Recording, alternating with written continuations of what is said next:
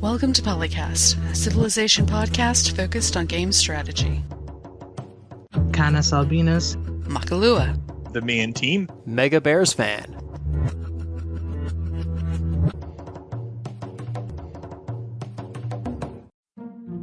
Are we streaming? That means we can go. Welcome to PolyCast episode 416. I am your lead co-host, I guess, CanusAlbinus, and I'm joined by the illustrious Makahlua.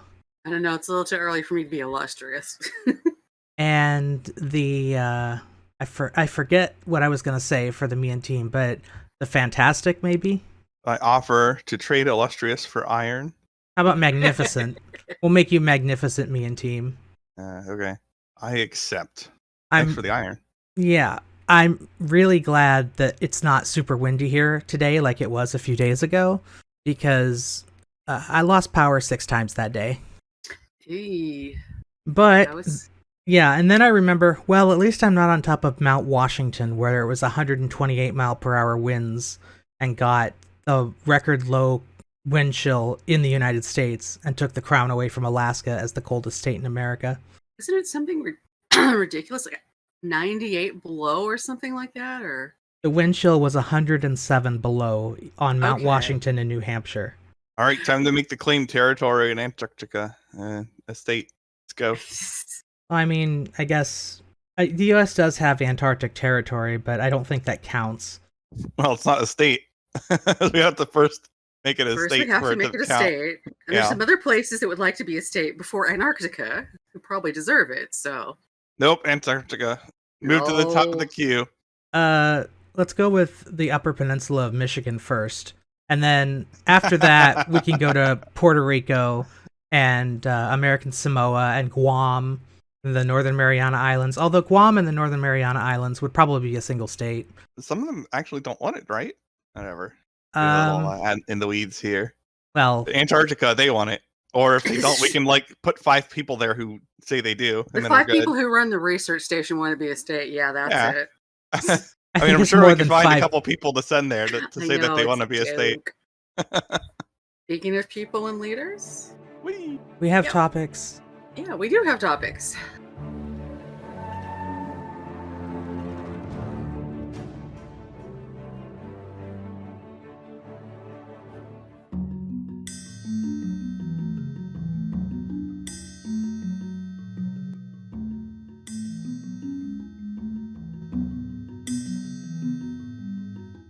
Leader Pass Pack for the Rulers of the Sahara has been revealed. It's going to come out February 16th. So it's their Valentine's Day present to us. 5 days after the recording of the show. Well, it's how it works. We had new alternate leaders, 2 for Egypt and 1 for Mali. I think it's Sundiata Keita or something like that for Mali. Something like that. I don't know how to pronounce those because when you listen to him in the first look, I think, he doesn't speak Arabic. So I am not confident on the pronunciation of his name. Well, I do know how to say Ramesses and Cleopatra. Yeah. Yeah, it's Ptolemaic Cleopatra. That one, the P is silent. Yeah, so Ptolemaic. Ptolemaic. Okay. Ptolemaic. Patui, but whatever. There's some faucet company that starts like that too. Well, it makes sense because that's a Greek root word. So we finally have a Greek Cleopatra, which is appropriate. Yeah, we kind of got started into discussion of it before we got started streaming about it. Does she actually look different? I'm like, yeah, because she doesn't have that gigantic pharaoh collar type thing on her anymore. Yeah. And she's got more. Yeah, she really is more Greek styled here than Egyptian styled. And as usual, we don't really know what they're gonna get. I don't know. Yeah, okay. Yeah, it's just 5 days out. We still don't know who they're gonna be like. It's like, thanks. And there was a first look for Keita. I'm gonna call him Keita because that's what I know those vowels to make. They made a first look and it was him doing some animations and a quote, and that was it. And I remember back in the days when we used to get first looks that actually gave us, information about the leaders we were getting, but I guess the press That's team coming the second look now. the press team is all busy doing their stuff for Midnight Suns, I guess. Yeah, with Cleopatra, I wonder if it's going to go more towards learning and things like that. She was actually very well educated. Yeah. That doesn't come across in a lot of things that feature Cleopatra as a character, but... Yeah, Cleopatra is woefully misrepresented a lot of times. Yeah, I'm trying to remember, because we've had Ramses before, and I don't remember what the difference was in other games between him and Cleopatra. Well, in Civ IV, it was their traits. Yeah, but what were the two? I believe she was spiritual creative and he was industrious spiritual. Okay, so one or both of them may have a religious bias they didn't have previously. That's possible. Yeah. I don't think so, because ancient Egyptian religion is not well represented in Civ, so it would be weird to make them like religious players, because I don't think there's an option to pick ancient Egyptian religion in the religion picker when you found one. Now that you mention it, that's odd. I think they could have thrown something like that in there. Well, they added one of the icons you can pick or whatever. I'm sure you can choose an Egyptian god as one of the names you pick for one of the astrological symbols they have up there. Yeah. I don't think there's a sun one, though. And there's definitely not a pharaoh one. I'm just waiting for them to add the paradox logo as one of the symbols for your religion. Why would they do that? Because it would be really entertaining. This is Firaxis, though. I know. Firaxis already puts their symbol in places. They could have put it in there, I guess, but... Oh yeah, I mean, they should definitely put their own symbol in, but if they put the paradox logo, that would just be absolute trolling. Very true. I wonder if the leader scavenger hunt people have been finding the Firaxis swirl on all these new leaders. I haven't seen a thread about that. Looking at the pictures, it looks like it might be blocked by the text. Great. Yeah. Did the Egyptian pharaohs shave their heads? Is that why Ramses is bald? I don't know. I don't think we actually know, because they could have done that in the burial prep, and we never know if they had hair in life or not. And it's easier to draw them with their special crowns in the different depictions instead of trying to put hair, you know? Oh, of course. I type in pharaoh's hair and I get Yugi's hair from Japan. I mean, yeah, technically that is a pharaoh with hair, but... And I guess it's popular enough that would be high in the search results. It makes sense that you'd get that, but it's funny. Everyone's favorite character is the nameless pharaoh, so... I know that in ancient Rome, hair was cut short because of lice, so maybe it was similar in Egypt. Okay, Egyptian hairstyles, ancient Egypt. Children were expected to shave off their head other than an S-shaped lock. Men had their hair completely cut off or shaved in most cases. Women's hairstyles kept short hair, but this faded and long curly plaited hair became more popular. The poor didn't have any money to pay for expensive or good-looking ornament for their hair, so they would decorate their hair with fish, amulets of fish, hair rings, and clasps. Okay, so since the pharaoh was a man, was almost always, or at least as far as we know, always a man. They were bald. But they had elaborate long wigs, apparently. Anyway, back to Civ. Ancient hair brought to you by... So I wish they would give us more information, but hey, by the time you hear this, you'll probably know because you'll be playing them. Yep, well, we'll find out sooner or later.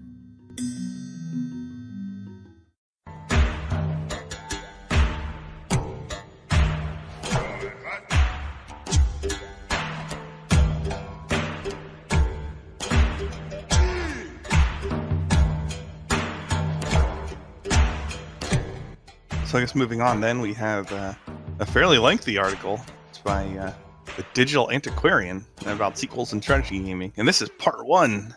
My gosh. I read through some of this, but a lot of it's just the history of how sequels got started and such, and in Civ in particular. So I don't know if there's something you wanted to emphasize here. I have my own opinions on on the sequel stuff, but... The way that this article is structured is trying to make a point about how there are different kinds of sequels in gaming, specifically that Civilization is a mechanics-based sequel rather than a story-based sequel. Yeah, well, by necessity though. And that's going to be true in a lot of games, unless there's like a contiguous story that was told like from like from a book or something adapted into a game, or it's that kind of structure where a character actually goes through progression, has development or whatnot, and then you do a sequel. Well, it would be pretty off-putting, as we've observed numerous times throughout, well, not just gaming but media in general, to have that character's growth slash whatever destroyed in the sequel for whatever reason. And so you'd actually want to see that those characters progress, or at least be where they were when you left off. But there's nothing like that in a Civ game, because you're taking nations from the start to a finish in a playthrough, and there's no canonical ending, so to speak. So yeah, it has to be mechanics-based sequels, and that would be true for most stuff. Like if you have a roguelike with random characters and you want to do a sequel, it's going to be the same thing. It has to be mechanics-based. Yes. And so all of the RPGs are a story-based one, because you're either continuing that story or the story of other characters in the same universe. You know. I mean, or you could go the Final Fantasy route and just like there's no reference to the previous characters whatsoever. All your characters are new, and that's also there's little elements of things that are familiar from game to game, but the settings are vary wildly, and the characters and the story do. Well. Yeah, but I would argue that those are therefore much closer to mechanics-based sequels than story-based, because you're not continuing the story. It's not like you go from Final Fantasy 7 to 8 and it's like, oh, okay, this is the world that happened as a result of in the previous game, or like, you don't have Cloud in the game at all, or whatever. Like, and the closest you'd get to a story continuation in Civ is if you won as the Alpha Centauri thing, and then you went and played some other colonization type of game where you were colonizing in space. Yeah, sort of continuing your story, but you can't really properly continue the story. The great mistake was not doing World Conquest. Now you have competitors there too. Unfortunate. I found it amusing that the author thought that Civ 1 was a better game. I'm just like, really? Yeah, How does that work? I like how some of the comments immediately go to like being gamey versus doing like making your own story up or whatever. People waste no time, I swear. Historical games are always about role play or mechanics, and you fall on one side or the other. We know which side you fall on. Yep. So I'm calling you out, random internet people. I see both sides, but I also don't care. So it's like, you know, I like role playing, but at the same time, I'm not going to role play for the sake of losing. So. Well, that's where I actually get into some points of contention, though. It's because it's not just that other people are enjoying the game differently. They are advocating for changes that sometimes get implemented into the game that reduce agency for players who are actually interacting with the mechanics. Even as they themselves don't interact with the mechanics well, don't understand that side of the game too well. And then they, nevertheless, because even as they're quote-unquote role-playing, they still get upset when they lose. Like, it's still generates a story, right? But it's not the story they wanted. So now they want the mechanics to conform to whatever outcome they're picturing in their head, which is going to be different for different people necessarily. Everyone's making their own story ultimately. And that's not how you create good mechanics. It's not how you make a functional game. And yes, I've actually observed these argumentative effects get implemented into a game. I'll just use E4 as an example and make the game worse as a consequence of doing so. And it's annoying. So there are some harmful effects, but only if the devs listen, I guess. Yeah. Which I guess is more common nowadays than it was back then. Well, yeah, there's no time for the feedback to go back to the devs to like make the game differently through patches that way. You couldn't even do patches that way. But yeah, this is an interesting read if you have not read it. Well, might be the most obvious thing I've ever said. It also depends how much you're into the history of these things being developed, because they do go into a fair amount of detail here. Yeah, it talks about how Brian Reynolds wanted the cheat menu because the cheat menu was fun. Well, it is fun to have the cheat codes available that after you've beaten the game at some point and you can just go through. And sometimes in modern games, it helps to have the cheat menus available because sometimes the game glitches in weird ways they couldn't have predicted, and that way you can get back on track with your actual game. Yes. What would we do without the ability to toggle clipping on and off in a Bethesda game, for example? Yeah, Oops, I'm or stuck like in the scenery again. playing modded stuff, and some things don't go the way anybody envisioned. It's nice to Yeah. have the console for that. Especially if it's your only means of continuing the game without it crashing, for example. Then it's really, really nice to have the console to so makes that the check that causes the crash isn't done because the stuff isn't there or whatever. It's nice to have workarounds like that. I do appreciate the occasional game now and then that I see that actually has unstuck in the main menu. Like, thank you, because you knew your scenery was going to be glitchy. Well, that's a Bethesda game. Well, it happens another.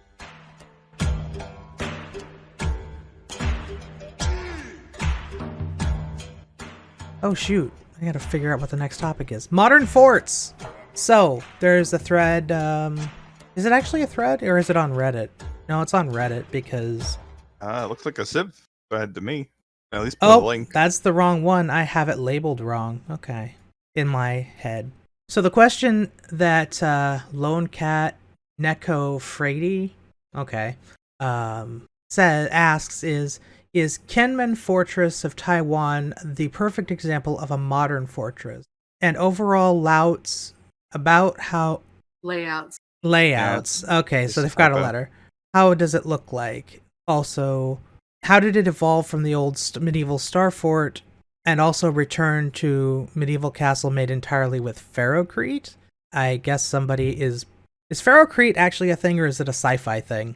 Isn't that just like concrete with rebar? Or I don't think I'm it's not familiar with the term, but I've that's never what, like, if I heard that, hearing that term for the first time, that's what it makes me think of, is concrete reinforced with rebar. Which is probably not technically wrong. There's got to be some iron in the rebar. well, Even if it's not pure iron, but there's some. it's a word I often hear in contexts including the word plasteel. So I always assume that is a science fiction type word, but maybe it's not. I don't know. I mean, you could also put like plastics into crap, and then it's like it's not what the game means, but it's sort of, you can kind of see where they're coming from in making the term, so to speak. Yeah. Are we still But, talking like, about no, the word? there's no like RimWorld plasteel, but you can like mix plastic and steel in your design of materials. Yeah. Anyway, back to the actual fort. There's a picture here of a fort. It is painted with what looks like old style camouflage, and it looks like more like a pillbox than like a giant fort. And the conversation basically goes along the line that with rifled artillery, star forts are useless because they can just be blown up. So modern forts tend to be places that are largely underground or hidden in piles of rubble, or mostly designed for the protection against aerial weapons rather than artillery, which means they're mostly underground. Examples. Actually, the first thing that came to mind when I read modern fort is the trench. Well, yeah. They're talking about underground. An underground fortress would be something like NORAD in Colorado Springs, or Oh, Cheyenne Mountain thing? yeah, or like that Azov steel plant that kind of got completely surrounded by the Russians earlier last year in Mariupol. Is that what it was called? But the idea that that kind of fortification is a trench is also mentioned.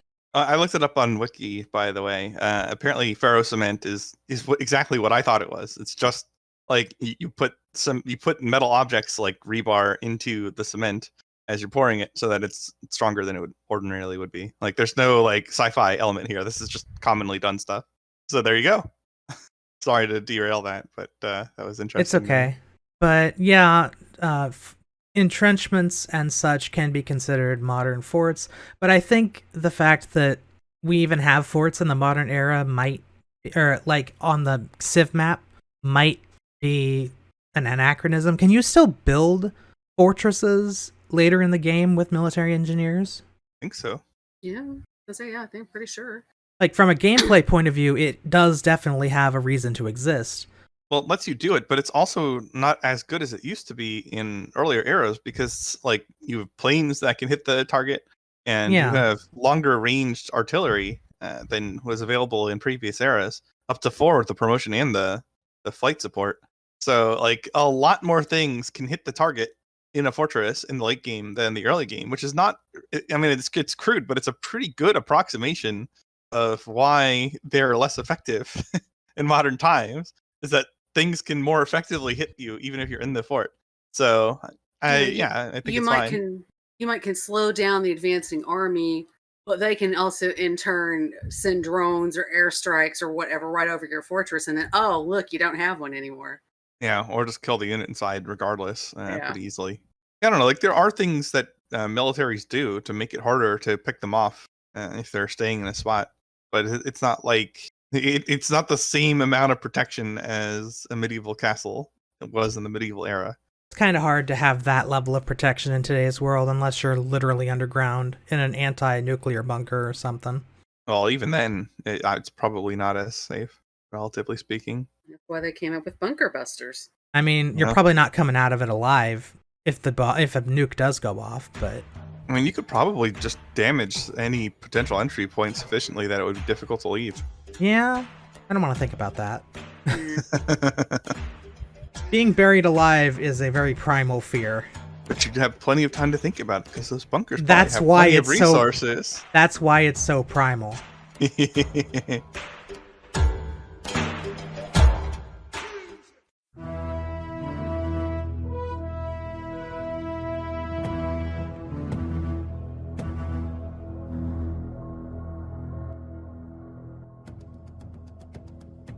Oh, diplomacy changes. Yes. Which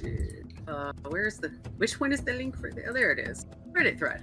What would be the diplomatic changes and mechanics they would like to see in the next Civ game? So, like example, better call to arms mechanics. You know, if I would join an ally's defensive war, it shouldn't be the equivalent to me declaring war on the attacking civilization and all its allies. I think the thing he was talking about was, if you have a defensive pact and an alliance of enemies are attacking your defensive pact partner, you only declare war on the one who declared war on him directly first. So once you're already at war, I think the other civs don't get the same protection. You don't get the same "this was a defensive war" modifiers with the rest of the world if multiple people are attacking you. You have to declare on them individually. Oh, so it's okay. So it's not like how it would really work, where you have a defensive pact with this country and then an alliance declares a war on them and then you are automatically at war with the alliance. No, you're only at war with the attacker. Yeah, that's jank. Yeah. Some people want them to draw inspiration from beyond the sword because they want capitulation, vassalage. Oh, Phil would be great with that. Granting independence to overseas territories. Well, now do you mean diplovassal or war vassal? Because those were very different in terms of how I experienced them in Civ 4. They were specific on that one. Yeah, I mean, you can make vassals a functional mechanic, or you can make it awful. So I'm not necessarily opposed to the turn of vassals. I'll just put it that way. But I'm also I would have some caution. Yeah, further down, someone would like to see diplomatic favor not be a currency like gold thing, which I think can be too easily abused, and for it instead to be as a scale between different nations that, you know, like if you've been trading and stuff for a long time, it slowly built up the favor, and you're like, I mean, we have that in terms whether they decide whether they're friendly or not friendly with us, but I guess they want to actually see a scale of how their relations are right now. You know, like you start at neutral, and depending on your actions, it goes up into get along better territory. And the AI can still also lie to you and say, "Oh, we love you, we absolutely do," and then turn around and stab you in the face. Make Dido deceptive. Sorry, although it's an old joke from Civ 5. Ultimately, players would be able to figure it out. And like Civ 4 just straight up gave you a numerical value that you could work with, so there's that as well. Yeah, like some, and they'd also like some better ways to do demands and things. You know, they added a couple of other things like stop attacking that city-state, take your envoys elsewhere. That would be great. I mean, of course, we always have to move your troops off my border, since they ask us that all the time. Why can't we ask the reverse? And also the timeline on the moving your troops. It's like, yeah, sometimes you can't move them off the next turn, and then they're like, oh my god, you didn't move it 2 turns later. It's like, have you seen the terrain around your quarters? I'm not the Inca, I can't move through mountains. after seeing this thread, I did actually respond in it, and I just said I want whatever behaviors by AI to align to the incentives of the game, so that they're not like throwing just because they like you, for example, and that you can make incentives align. I don't think that's impossible, but it will result in a different game than we have now. So Yeah, like- it's kind of a pipe dream, and we've talked about it before, especially with Jason around. But I would like to see that built into diplomacy, so that there's more incentive to work together. Or barring that, have the transactions make sense in the context of like you're trading with this person, so that you both have an advantage that the remaining civs don't get as a result of the trade. So that you're increasing your odds and the odds of one other opponent at the expense of everybody else's odds in principle. Yeah, even if you were at max friendliness with a country, that doesn't mean they should let us walk all over them in a deal. But that does imply things like the religious victory condition would be close to impossible without fighting. And a lot of people wouldn't be okay with that. So yeah, you would have to rework a lot of mechanics in the game, in addition to reworking how diplomacy works, so that they're aligned to each other. And I don't think you could do it by just changing the mechanics or just changing the diplomacy. That said, we're talking about what will almost certainly be like stuff for a new Civ game. Like Civ 6 is pretty late in its development cycle. So total reworks of these systems is par for the course to some degree. I'm not holding my breath, but that is what I would like to see when it comes to Diplo. I think we can all agree that the stuff that was added in Beyond Earth Rising Tide was pretty good. Maybe tweak that a little bit, but the idea of having diplomacy not based entirely on one factor of a relationship helps. Oh, the respect thing versus the fear thing. Yeah, yeah, like we respect you as we respect your decisions, but we also have respect for your military. So those two things have to balance together to make something that works. That way, it's not like, oh, you have a huge military and we're afraid of you, even though we're allies, like happened in Civ 5 sometimes. Basically, just add a bunch of the stuff from other Civ games that we had. Let us trade maps. Oh God, yes, please. Let us trade only territory maps. Let us trade all but our territory maps. You know, let us have some granularity in what we show. You know, Civ 3 let us do that. Yeah, you don't need to see where all my cities are, but I can tell you whether there's here be dragons on the other side of me. Yeah, also, can you let us trade contact with other civs?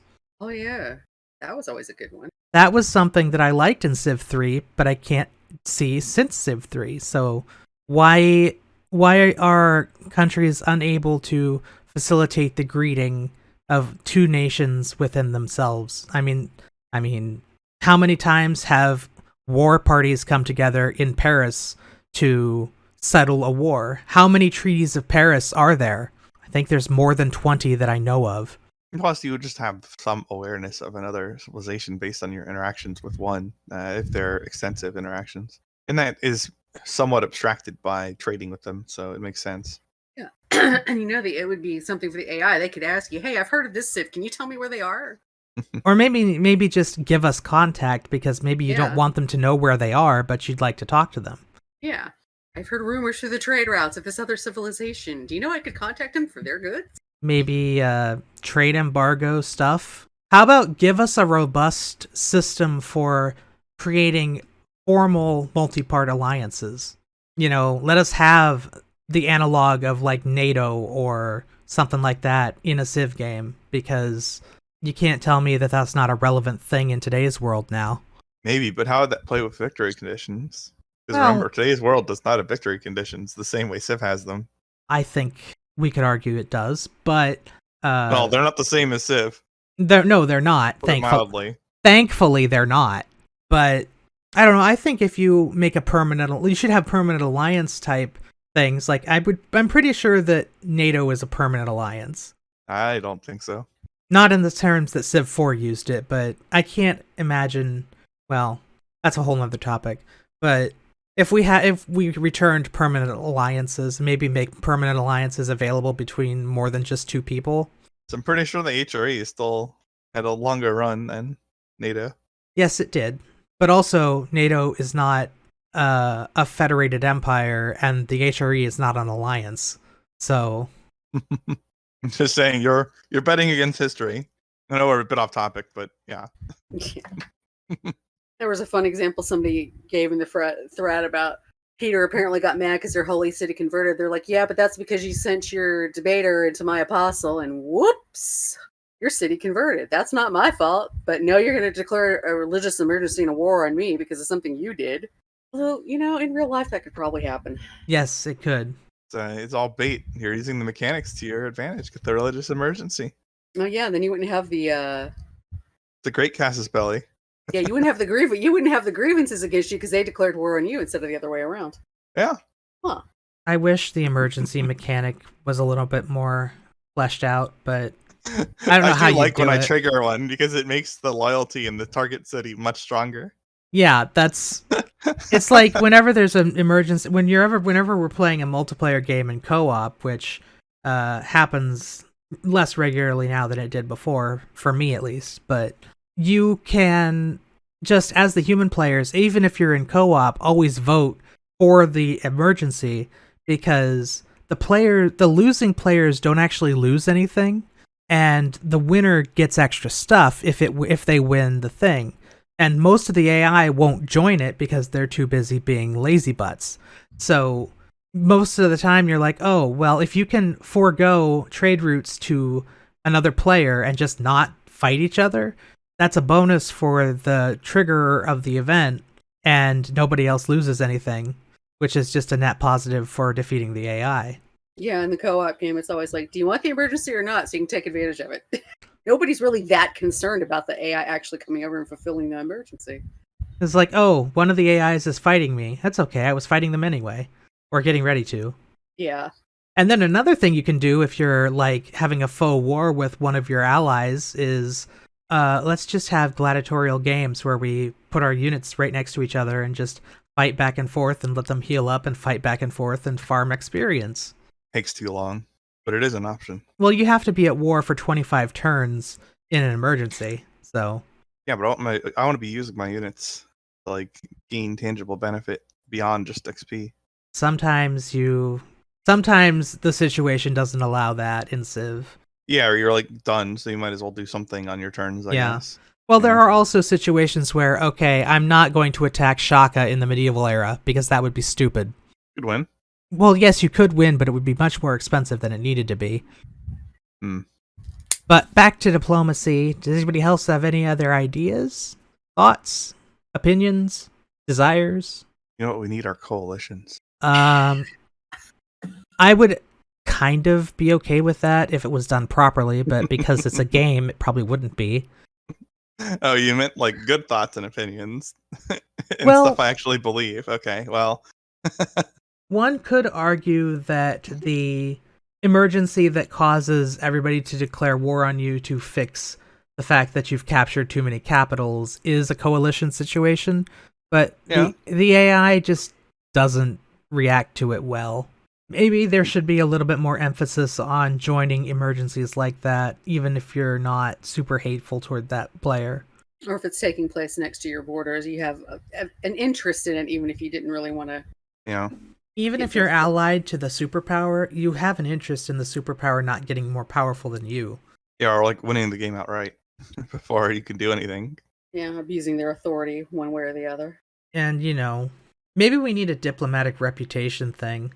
Somebody suggested something like that further back up in the thread, that it was like, if you've been dealing with this Civ for a while and they keep breaking their promises, then you're going to make it more costly for them just as a baseline to even try and have a peaceful solution, because we know you're not going to do it. Well, there's already sort of something like that, because if you break your expansion promise, for instance, it will come up and say they forgot your thing. They forgot your offense. Because this game does take place on a much longer scale than some of the other games that have diplomatic reputation style stuff. But yeah, it didn't seem like that person, I think, wanted it to work both ways, that they would actually make the player have to agree to a harsher deal if they kept repeatedly breaking promises. So it wasn't one-sided in that sense. I would like the AI to not make stupid deals with the player that the player can immediately break. Like, maybe the AI should be maybe just a little bit smarter. Oh, look, that's that again. Came up Yep. yet again. All right, break out the machine learning. Let's go. We just Yeah, that's about the right response. That's about the right response to what I said. I mean, I'm excusing the whole problem that we're calling this an AI when it's not really an AI. It's a behavior script, but I mean, that's the AI has been shorthand for that for most of our lifetimes. and It's not going to change. I think it needs to change because we're getting into the realm of, okay, now there's machine learning models that are being called AI, and people are treating them like they're actually thinking when they're spewing out their randomly generated or their specifically generated text. And the average person is going to be like, okay, so there's an AI that does all my work for me, and it's like, no, it's not an AI. It's not aware of itself. It's not thinking when it's doing this. Nobody really, at least in up until now, when you hear AI in the context of games, people don't think, oh, this is an intelligent being making decisions like a human would make them. I mean, some people act that way in the moment. They Yeah. get angry with like the leader head or whatever. But I don't think too many people really believe that this is acting like a person and it isn't just a computer script that is responding to what's happening in the game. Well, I'm not talking about the gaming side. I'm talking about, Chat GPT is now a thing that the public is Okay. aware of, and people are going to start calling that an AI when it is very much not an AI. Well, it depends on your definition of AI. Remember, if you're using the definition of AI as in like Montezuma in Civ 4, if that's an AI, I don't think it's unreasonable to put the Chat GPT in the same bin as Montezuma from Civ 4. Well, yeah, that's what I'm saying. We shouldn't call So, them, like, we shouldn't call well, it that. or AI could just mean what it has meant up until now. And if we actually design an self-aware / thinking machine, we can come up with another term for that because we don't have too many of those yet, to put it mildly. At this point, the various other civs when you're playing the game are basically a set of algorithms that have a face and a character to them that you can get mad at. Pretty much. Yeah.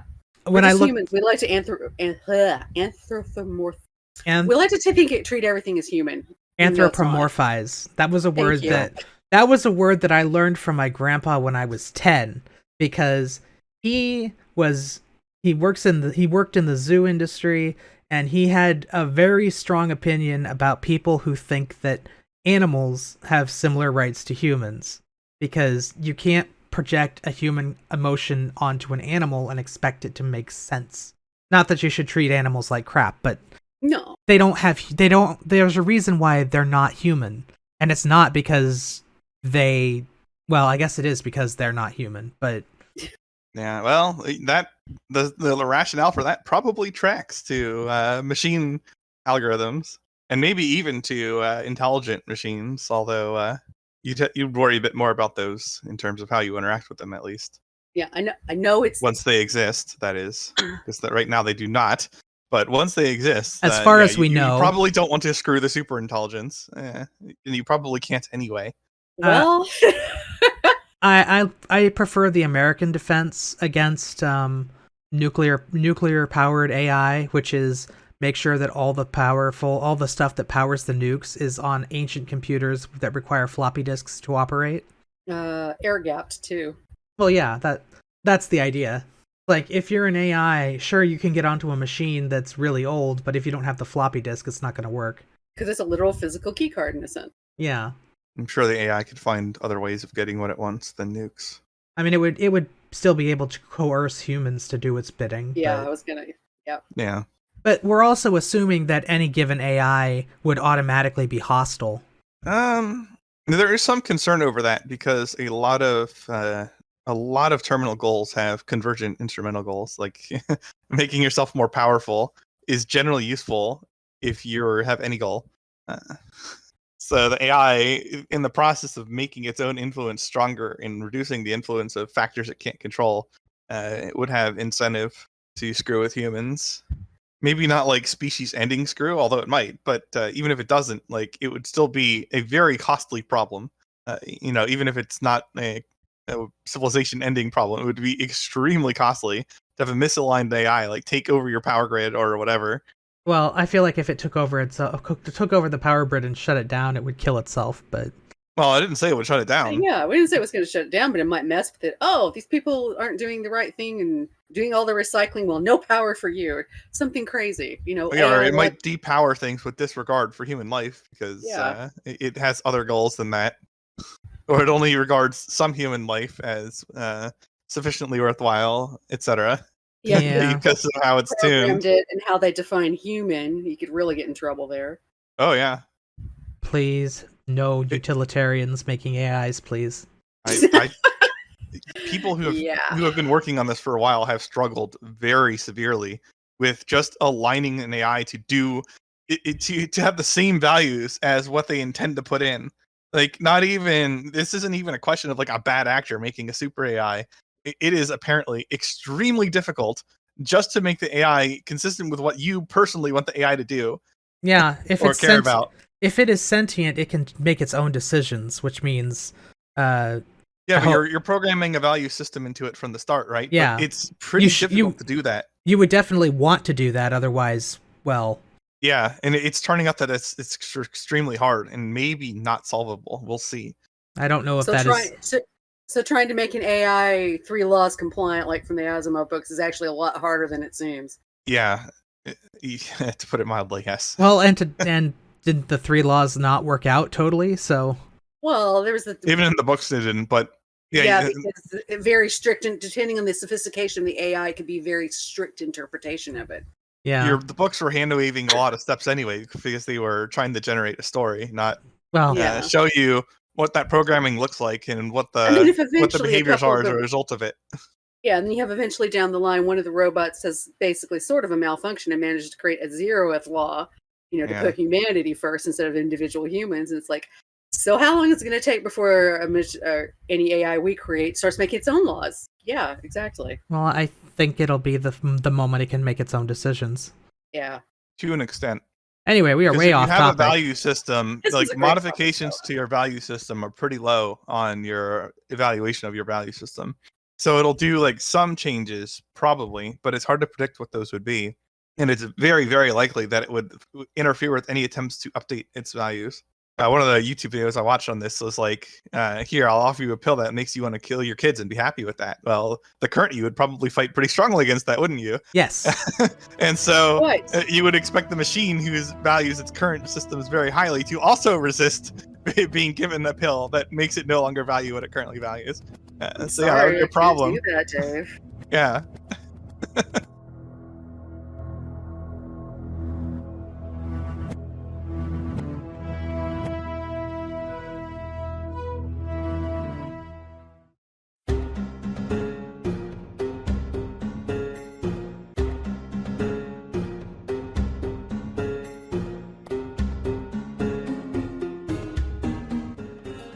Okay, speaking of machines, we now have the duality of man. Now, this is a Reddit post about special units in Civ 6. Like, the original image is side-by-side posts of carriers might be the most useless unit in the game, and absolutely carriers are busted as hell.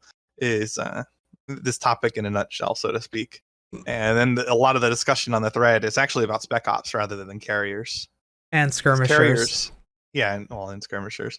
Because carriers, like, they have a very obvious purpose, and if you are not fighting on the water at all, then they are pretty useless. And if you want to multiply the amount of power you can bring on the water, then they are very useful because you can fit more stuff into the same space. So I think they're a little easier than the other ones. I learned in this thread that carriers can take cities and that it gives them a promotion. Oh. I don't get to play with carriers very often, so I hadn't tried that, but I could see myself having tried that in desperation when the city is down to a sliver and I've thrown everything else at it. Just throw the carrier in! Yeah, they have combat strength. And they're melee. Yeah. Melee. I just don't generally think of a carrier as an assault unit. I think of the planes on it as the assault part of it. I'm just imagining the the USS Gerald R. Ford, which is a super carrier that is bigger than the usual super carriers. It's our newest one. And it's just sailing up the river in some city taking the city, and Yeah.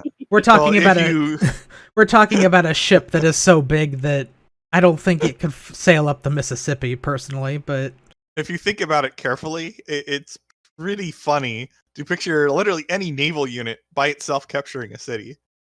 Like, what did the sailors all jump off and say? You, you know, I mean, presumably agree with that's how it's being done. The people on the ship are getting off the ship and walking into the city. Because otherwise, walk you right have up to like City Hall. This is our city now, buddy. otherwise you have like boats on wheels going through the streets or something. I don't know how this works. So yeah, in that sense, I guess a carrier is as realistic as any other naval unit taking a city because you just take the people on the boat and walk them into the city. On further thought, it actually makes more sense for it to be a carrier than any other ship because a carrier has the most crew. Yeah. They're like, what, 6,000 to 8,000 crew members on a carrier, so... Yeah, that's true. 6,000 to 8,000 armed soldiers could probably do a pretty good job of screwing up a city. Well, most of them aren't armed all the time, at least.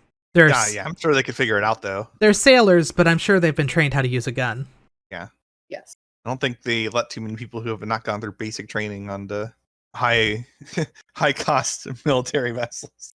Probably not. So yeah, you also have Scoot and Shoot with like Spec Ops and stuff, but they're not great units. People have pointed out that since you start with a Scout, then you might have one. Well, theoretically, if you get it to 3 promotions and upgrade it to the Spec Ops, it would be a useful unit, and then other people are like, maybe, but it needs 3 promotions to do what some of the other light infantry can do easily, so... Yeah. Or Cavalry can also take over a lot of that role, because they also can hit and move, and they are also very fast units. The exception being the Skirmisher, because it also has a ranged unit, and a ranged attack and a melee attack. Yeah. Even then, by the time... I don't know. It's just, they don't do that much damage, and they take up space. Take up maintenance cost. I mean, that too. You can usually find a way to pay for your armies, but you want the armies that you're sending to be effective for the production cost and at fighting the enemy units in cities. And these units don't strike me as particularly valuable at any point in the game in offensive operations against the AI. And that said, if I have like a scout with a bunch of promotions, I mean, okay, sure, I might upgrade it and have it shoot the enemy once or something and get out of the way. It's not how it usually happens with my scouts. Usually they get trapped in like some AI border nonsense or picked off. Yeah, that one hex they haven't taken over yet, but it's in the middle of their empire. Yeah. Oh, my can't move. Yeah, so out of all these units, I'm probably most likely to use carriers. The paradropping thing is interesting too. Paradrop used to be way more valuable because you couldn't use like hostile roads and units weren't as fast. Like even tanks were 2 move in Civ 4 relative to like like a 1 move infantry, and that's other than like helicopters which couldn't take cities. That's as fast as you were getting, and like the promotion to use hostile roads was extremely expensive. Yeah, it was like 4th level, wasn't it? Yeah, like you basically weren't going to get a unit there, and because units could, there was no like hit point system. So you, in terms of like in between fights, like every combat resulted in somebody dying. There was no real way to get your units that highly promoted. So like you would paradrop next to a city and take it after clearing out the units. It's pretty valuable.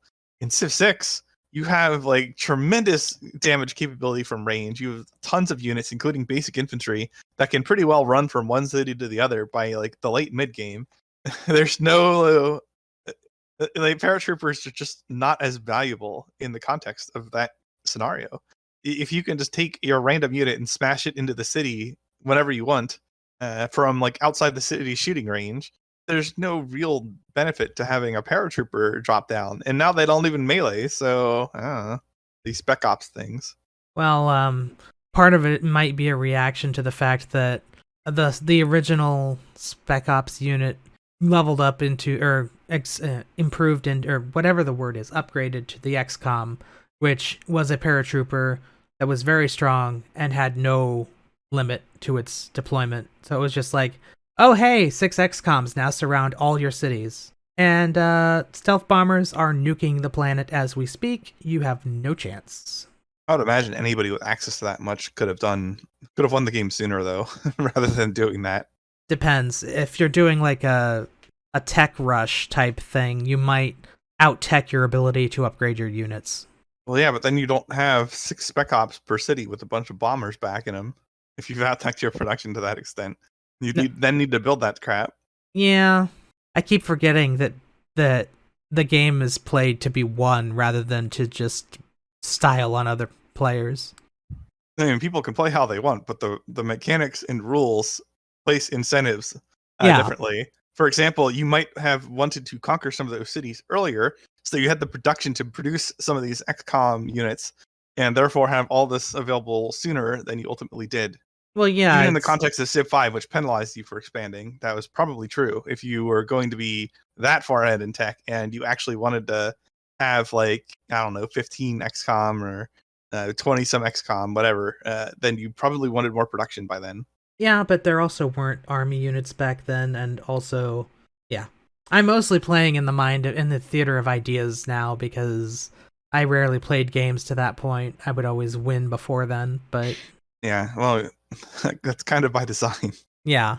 Like, yeah, you can have all these nice units after it's too late to matter. Or it'll break a stalemate. And that was the point of nukes in Civ 4 too, in the way they were implemented, because there's no amount of stacking, and like SDI only did so much, whereby like you would be safe against TAC nukes. You would just lose everything. There's no way to defend that. Did SDI even work against tactical nukes?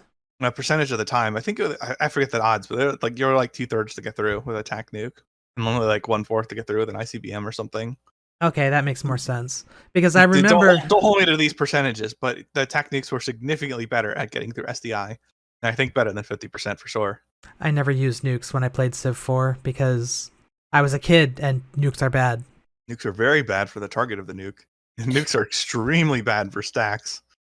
Yeah. Remember, you went from like struggling against enormous production values and like hundreds and hundreds of units to, if you wanted to build up the attack nukes in advance, you could nuke down superpowers to having no military in a single turn and like conquer either all of their cities or all but like a couple of their cities before they got to move. Yeah. Like, so that's very much a mechanic in the game that is designed, very clearly designed, to break whatever paradigm was established previously. Well, they kind of did nationally, too. Internationally. Yeah. But remember, you're also talking to somebody whose first game of Civ 4 ended in a loss on Settler, and the loss was a science victory. So, I wasn't exactly... Culture. Well, back during Civ 4, I was not an expert player. I'm still not, but I was even less of an expert player then. Yeah, I was pretty bad in Civ before Civ 4. Because I was playing on like Settler or whatever when I did my first Civ 4 game, and I won culture, but it was awful. Absolutely awful. I didn't win a game above Noble until Civ 5 when I started playing on Emperor. Yeah. And then I stopped playing on that level because I was just like, no, this isn't fun. I got to Monarch pretty fast in Civ 4 once I started like posting on Civ Fanatics, learning stuff, whatever. After that, it started taking work. I had to actually work to improve. Most of my learning about Civ tactics came from PolyCast, actually, back when I was listening to it as a kid. Yeah, thanks for pointing that out. You're making us all feel old now. This podcast started when I was in 10th grade, so... Well, at least you were a teenage kid and not a kid. Yeah. Then I'd feel older. Actually, I take that back. I was a junior in high school, because Civ 4 came out when I was in 10th grade. And then PolyCast was a year later, after Warlords. I played Civ 4 in grad school, although I didn't get it right when it came out, so...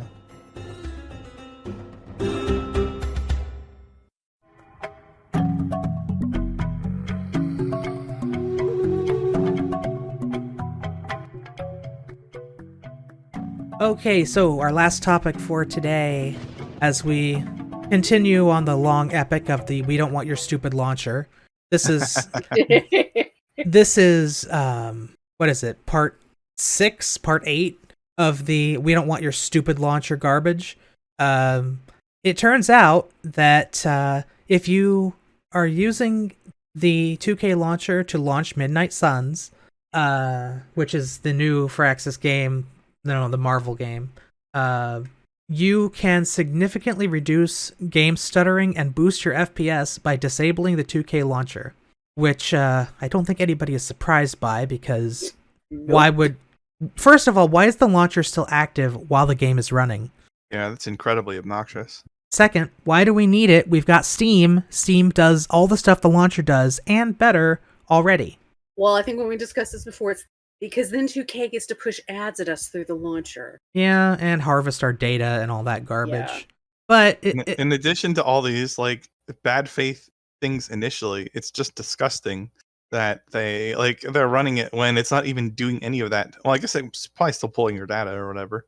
Oh, absolutely. But you could do that with the game. Like, even if you have like 100% evil intentions, there's no reason to implement a launcher in a way that it sacrifices game performance. It's idiotic. It's not, and it's like, okay, not only is it bad, it is astonishingly bad. Yeah. If you take a look at the actual data that people have noticed or have looked up and tested for, like if you're running on super high quality with the launcher running on the most modern technology, I think RTX 390, Core i9, 10900, 32 gigs of RAM, and at 1440p, with all the extra options turned on. Which is a pretty hefty tech budget. That's a lot of stuff to go on. And it's a very expensive computer. The average frame rate is like 90 frames per second, and then they disabled the launcher, and it was 146 frames per second. Whoa. So... that's what, like you gain another... Well, I can't do math right now. That's a lot of gain for disabling a launcher. It's a 62% improvement. And I didn't do the math myself. It's in the article. Oh, okay. So I was going to say, hold up. Yeah, that's ridiculous. It should not be bogging you down that much, even if it's collecting stuff in the background. Like, what the hell else is that doing? I wonder if it's possible to do like an analysis of what the actual launcher is doing at any given time. I'm sure there's somebody who could do that, but just hasn't or doesn't care to. But this patcher also was well known for causing the BioShock series to not play on the Steam Deck, because why would you ever want to play a 2K game that's older than Civ 6? Last year. I mean, I if you want to use the launcher to launch your modern titles, fine. I don't need your stupid launcher to launch BioShock.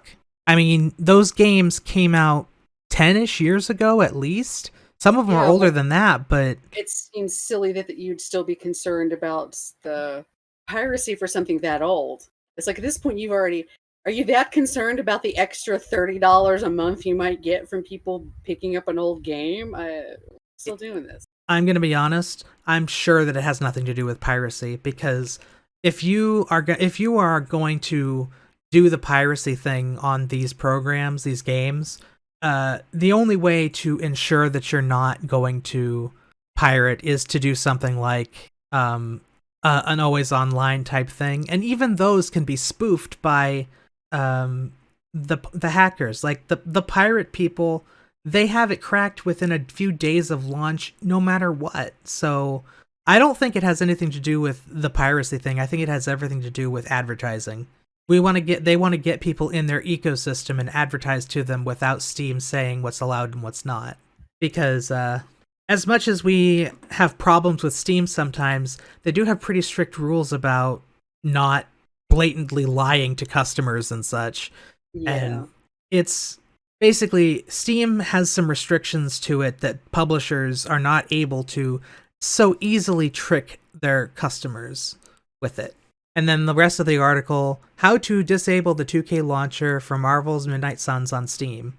So, actually, what I'm going to do is I'm going to pull up 2K launcher right now on my laptop, and I will describe all of the features it has very clearly. So we'll see what it actually looks like. For the first time, I'm actually going to start it up on the live stream. Oh, man. This means you're going to start playing Rocket League again, isn't it? Is Rocket League a 2K game? Well, if you're willing to open one launcher, you might as well be willing to open any. Ew. Epic Games is not a launcher, it is a virus. It's the same thing. No? They're not that different. We're not having this conversation again. because you're trolling me. Okay. The 2K launcher, the 2K launcher has now started. According to the 2K launcher, my Civilization 4 game has 4 DLCs owned. I own Gathering Storm, Rise and Fall, New Frontier Pass, and the Vikings DLC. What? Okay, so not only does their launcher not work nice for players, it doesn't even tell you all the DLC. Also, it looks like it has a store built into it. Don't have the thing? Buy it right now! It has like 4 links for various high-profile social media networks: YouTube, Twitter, Facebook, Instagram. Why are Facebook and Instagram both there? You only need one. They're the same company, damn it. There's a related tabs, there's a system requirements, and a more, which goes to game details, which is just the thing you see when you click on the game in Steam, and supported languages, which is almost an exact copy of the thing you get on the side of the Steam store page. So as I'm looking at this, there is literally nothing here that is any different than the Steam store page. And yeah, just completely useless. Nothing needed. There's no reason this needs to exist.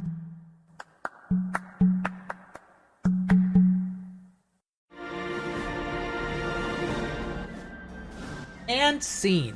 Unless anybody else has something to say about it now. Not really, no. Okay. Well, that has been episode 416 of PolyCast. I'm Makahlua, joined today as usual by CanusAlbinus. We will eventually get through this. We will destroy the launchers one at a time until they no longer exist. And TheMeInTeam. No, we will not, because the best launcher is a rocket launcher. Have we talked about how the Paradox launcher has to be fully deleted and then reloaded to even work sometimes? No, we haven't, I don't think. Have we But talked now's about... Probably not the time. Oh, isn't it? Well, this is bye-bye time, not new topic time. Oh, Get well. out. All right. Besides, usually have- you can't get rid of all launchers because rocket launchers are a thing. I'm just saying. Yeah.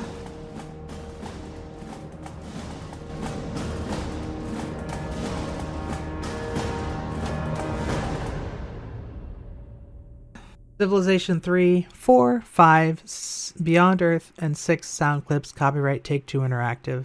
Copyright the PolyCast at thepolycast.net.